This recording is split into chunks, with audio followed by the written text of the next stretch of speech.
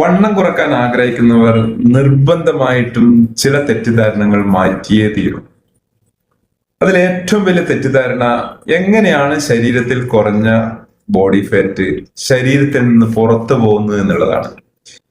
എനിക്ക് തോന്നുന്നത് മിക്കവരും ധരിച്ചിരിക്കുന്നത് ഈ കുറഞ്ഞ ഫാറ്റ് അഥവാ വണ്ണം അഥവാ ഭാരം ശരീരത്തിൽ നിന്ന് പുറത്തു പോകുന്നത് വിയർപ്പ് വഴി എന്നാണ് ധരിച്ചിരിക്കുന്നത്.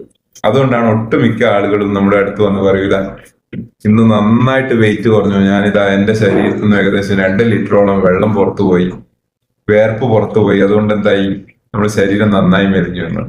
മനസ്സിലാക്കുക, നമ്മുടെ ശരീരത്തിലെ ഫാറ്റ് പുറത്തു പോകുന്നത് ഒരു 80% നമ്മുടെ ബ്രീത്തിങ് വഴിയാണ്, ശ്വാസത്തിലൂടെയാണ്.